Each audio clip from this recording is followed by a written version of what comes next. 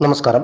Employment registration പുതുക്കാതെ seniority നഷ്ടമായവർക്ക് അത് പുതുക്കാനുള്ള അവസരം ഇപ്പോൾ വന്നിട്ടുണ്ട്.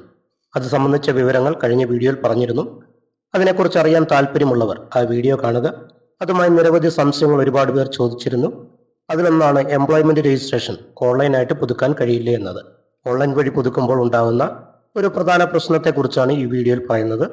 ചാനൽ ആദ്യമായിട്ട് കാണുന്നവർ സബ്സ്ക്രൈബ് ചെയ്യുക, വീഡിയോയ്ക്ക് ഒരു ലൈക്ക് കൂടി ചെയ്യുക. ഒരു 2 മാസം മുമ്പ് എനിക്കുണ്ടായ ഒരു അനുഭവമാണ് നിങ്ങളുമായിട്ട് ഷെയർ ചെയ്യുന്നത്. എൻ്റെ എംപ്ലോയ്മെൻറ്റ് രജിസ്ട്രേഷൻ പുതുക്കേണ്ട ടൈം ആയപ്പോൾ ഞാൻ എൻ്റെ ജോലിയുമായി ബന്ധപ്പെട്ട് മറ്റൊരു സ്ഥലത്തായിരുന്നു. അതുകൊണ്ട് തന്നെ അത് ഓൺലൈൻ വഴി പുതുക്കുകയും ചെയ്തു. പിന്നീട് എക്സ്പീരിയൻസ് സർട്ടിഫിക്കറ്റ് രജിസ്റ്റർ ചെയ്യാൻ എംപ്ലോയ്മെൻറ്റിൽ പോയപ്പോഴാണ് ഓഫീസർ പറയുന്നത് നിങ്ങളുടെ കാർഡ് ലാപ്സ് ആയി പോയി എന്നുള്ളത്. ഓൺലൈൻ വഴി പുതുക്കിയ ഡീറ്റെയിൽസ് കാണിച്ചു കൊടുത്തപ്പോൾ അവർ പറഞ്ഞത് ഓൺലൈനിൽ പുതുക്കിയ ഡീറ്റെയിൽസ് ഒന്നും ഓഫീസിൽ ലഭ്യമായിട്ടില്ല. ഓൺലൈൻ വഴി പുതുക്കുമ്പോൾ അത് ഓഫീസിൽ അറിയിക്കുക കൂടി വേണമെന്നാണ് അവർ പറഞ്ഞത്. നമ്മുടെ രജിസ്ട്രേഷൻ ലാപ്സായി പോയാൽ പിന്നെ സംഭവിക്കുന്നത് അടുത്ത 6 മാസത്തേക്ക് വരുന്ന ഒഴിവുകളിലൊന്നും നമ്മളെ പരിഗണിക്കില്ല. നമുക്ക് പരിഗണനകളൊന്നും ലഭിക്കാതെ വരുമ്പോൾ നമ്മൾ അന്വേഷിക്കുമ്പോൾ മാത്രമാണ് ഈ കാര്യങ്ങൾ നമുക്ക് അറിയാൻ സാധിക്കുകയുള്ളൂ. അത് ചിലപ്പോൾ വർഷങ്ങളോളം എടുക്കാം. അതുപോലെ ഓൺലൈനിൽ പുതുക്കുമ്പോൾ സ്പെഷ്യൽ റിന്യൂവൽ പ്രകാരമാണ് അത് പുതുക്കപ്പെടുന്നത്. അങ്ങനെ പുതുക്കുന്നതും നമ്മുടെ സീനിയോറിറ്റി നഷ്ടപ്പെടാൻ കാരണമാകും. അതുകൊണ്ട് രജിസ്ട്രേഷൻ പുതുക്കാറായവർ സമയത്തിനുള്ളിൽ തന്നെ പുതുക്കുക.